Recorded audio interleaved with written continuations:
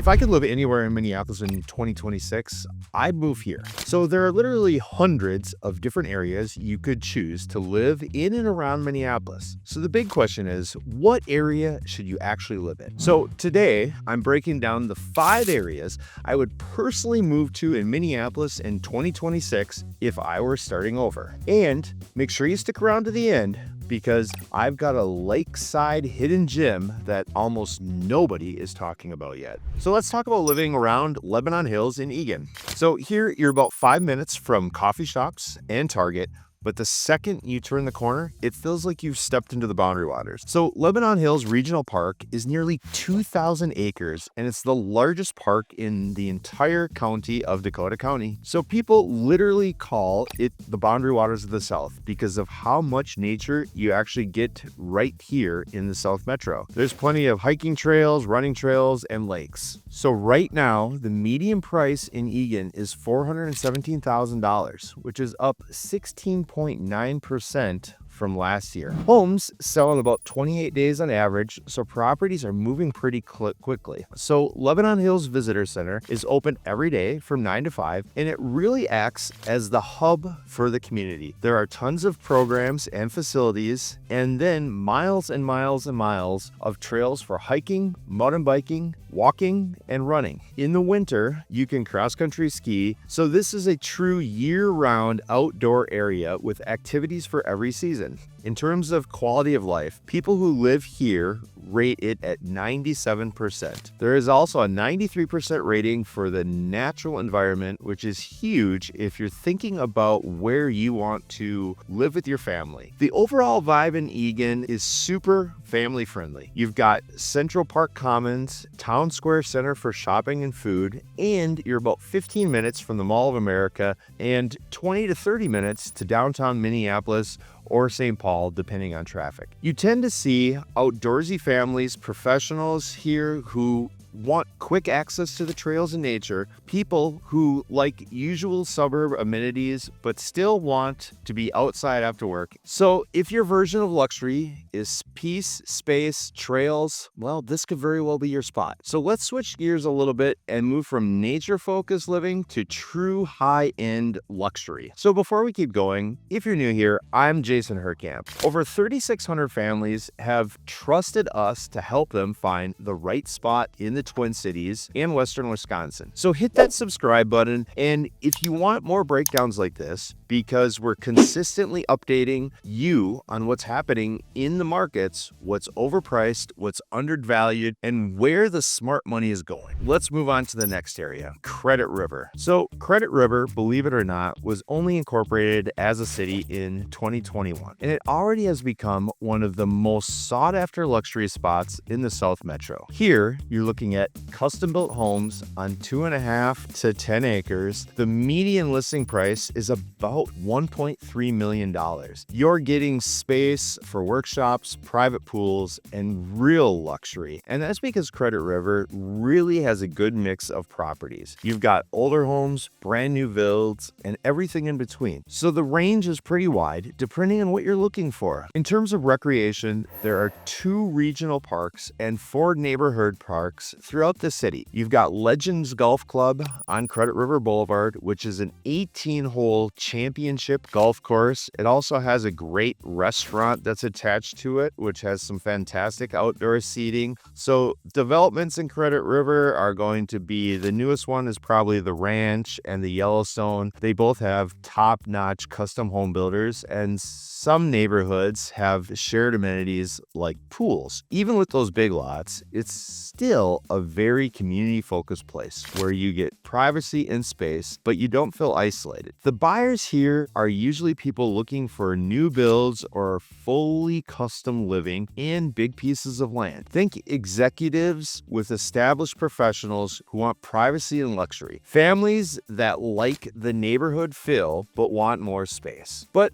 not everyone is ready for that $1 million lifestyle. So let's talk about a place that's growing fast, feels very community oriented, and still makes sense for buyers who are watching their budget. Elko New Market. So Elko New Market is one of those places where neighbors still wave, kids ride their bikes down the street. So here, the median listing price is about $503,000, which is way more affordable than Credit River. It's right off 35, so you can drive to downtown Minneapolis really in about 30 minutes. So the median sale price is $385,000, which is similar to Eagan, but with a very different vibe. Listing prices are actually up about 7.2% from last year, so people are definitely discovering the area and putting their money here. Now, here's the reality check. Elko New Market doesn't have a grocery store in the city yet. We're only about 10 miles from Walmart, probably about 12 miles from a super Target. So yeah, you're going to drive to nearby towns to do any sort of grocery shopping or, semi-clothes shopping. What you get in return though is peaceful, safe, family-friendly feel that you really can't put a price on. So Elko New Market is quieter and more laid back than the big suburbs. In terms of local spots, you have Firehouse, you have Inn Zone, and just to the south of us, you have, in my opinion, one of my top 5 favorite steak places called the Ranchero. Also, we have one of the few remaining outdoor movie theaters, and at select days during the summer, they will play new and sometimes old classic movies, and that's located right at Elko Speedway. Elko Speedway is a racetrack that's one of the oldest racetracks in all of Minnesota. It's been operating since the 60s, and there's been big-time NASCAR racers that have raced there, along with many up-and-coming people where they get their start really into racing. So you're not going to find the same level of restaurants and shoppings that you would in some larger cities, and that's important to know. You have to know what's really going on, but it has that small town feel. Now, if you like that sense of community, but want more history, more culture, and a downtown that honestly feels like a movie set, the next city might be your favorite. Let's talk about Northfield. Northfield is what I like to call a city within a city. It stands on its own. It has everything you need, plus a gorgeous historic downtown right along the Cannon River. The median sales price here is $363,000, which is very affordable for what you're getting. That, believe it or not, is up 8.4% from last year. So you're seeing solid growth. The median listing price is $435,000, and that's still very accessible for most buyers. So Northfield is home to Carleton College and St. Olaf College. They are both really fantastic, well-regarded liberal arts schools. Together, they bring in about $290 million into the local economy. So because of that, you get this really cool cultural scene that you just don't find in most suburbs. Downtown, you've got a beautiful riverwalk along the Cannon River with public art, plus the Riverwalk Market Fair for community events. The whole area is super walkable. So the downtown is very historic, full of locally owned shops and restaurants, and has a really charming small city feel. Northfield is also famous for the defeat of Jesse James Day celebration. Back in 1876, the townspeople fought off the James Younger gang during what was the first daylight bank robbery, and they still celebrate every year with a huge festival. So if you're a history lover, this is right up your alley. For food and drinks, you've got places like Hogan Brothers, which is known for their sandwiches. You have Reunion for modern cuisine. It's really in this old historic building. So because of the colleges, there are basically always something that is going on culturally in town. You also have Cowling Arboretum at Carleton College, which is a beautiful area for walking and getting out in nature. So if you like the idea of a city that feels complete all on its own, Northfield checks all the boxes. It even has its own highly regarded hospital. Now, let's head to the west and talk about a place that's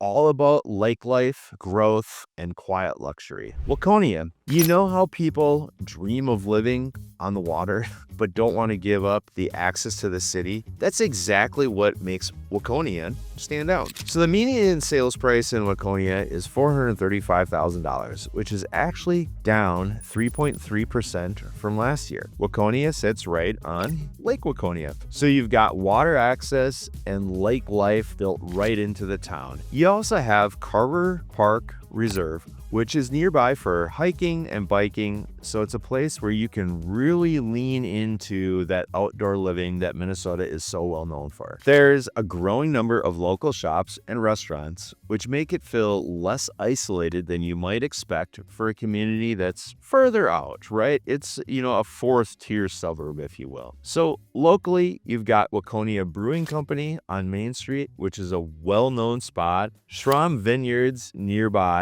if you want to visit a winery, Lola's Lake House for lakeside dining, and Pangea Cafe for local food. The food scene here is still growing, but it's definitely headed in the right direction. So the people that live here are usually nature-loving families or individuals who want a quieter lifestyle. They like the lake life, they like local, craft-focused businesses, and they're willing to be a little further out for that country feel. Now let's talk about a hidden gem. St. Bonnie or St. Bonifacius. So St. Bonifacius is just 4 to 6 miles from Waconia. It's a tiny, quiet town with a median home price of $345,000, and the housing market there is very competitive. It's known for one very specific thing, Kathy McInthun's Meat and Deli. The place is famous. People literally drive from all over to go to this deli. They do homemade smoked meats, sausages, jerky, and lunch specials. So you really get a peaceful little town that's close to nature with one local spot that everybody knows about. If you're looking in the Waconia area, you definitely need to check out St. Bonnie too. So whether you're chasing lake life or looking for that small town gym that most people overlook, these are some of the areas that are redefining what home looks like in 2026. So there you go. 5 completely different lifestyles, 5 different price ranges, but all of them offer Twin Cities quality of life in 2026. So the real question isn't which one of these is the best fit. It's which one is right for you and your family. So here's the thing. If you're serious about buying in any of these areas, the best opportunities still go fast, especially in markets like Waconia that had a 20% jump year over year. So shoot me an email at jason@hhgus.com right now, and let's talk about getting you in the right neighborhood before prices climb even more. We'll walk you through each area, show you what's available, and make sure that you're not overpaying. And before you make any decision, you should know the biggest mistakes people make when moving to Minneapolis, from underestimating our winters to choosing the wrong neighborhood. I'll break all of that down in the video that's on the screen now, so go and check that video out next. Thanks for watching, and we'll see you at the next house.